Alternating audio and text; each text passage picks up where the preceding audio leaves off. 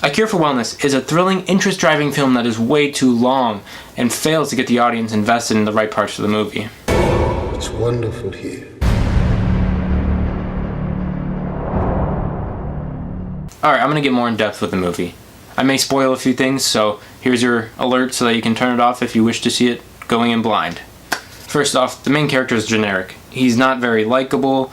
He's put in these situations where you are supposed to feel for him and supposed to root for him, but because he's kind of an asshole, you're like, are they forcing me to care about him, or am I choosing to care about him? It's kind of confusing. But they play on that trope pretty heavily. Certain scenes in the movie start out with good implication shots that don't actually show you what's going to happen, but implies it.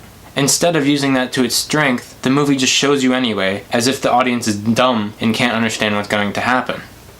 The graphic scenes are disturbing and keep the flow of the movie going, which is a good thing. In a way, I felt like just when I was about to overthink or criticize the movie, it would shock me with these very disturbing, jarring scenes. So it did keep me engaged the entire time. The story has a nice arc and comes together at the very end, but in a tonally bizarre way, the movie turns from this really nice sci-fi, almost dystopian film into almost fantasy horror like the old Universal blockbusters. The movie is way too long. The side stories and the main plot are drawn out and over-explained. Implied shots and implied plot details would suffice and be more appropriate rather than explaining literally everything and showing you literally everything. The main character doesn't figure out the plot before you do, and so you're stuck waiting for him to catch up to where you're at, and it makes no sense why they drew it out as long as they did. The acting in this movie is good but not stellar.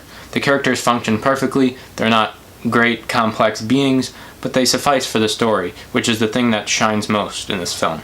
The aesthetic of the movie is very fantastic, is blended well with the entire plot, story, and characters, and visually looks stunning. The coloring in the movie is beautiful. The blues and greens are really nice because they contrast with the characters who are all wearing white, and then the dark lit yellow parts of the movie kind of stand out as like new places and you can remember it easier. The cinematography is very beautiful. It's not too in your face, so it's not like art niche, but it's very elegant and just tells the story in a nice, neat way.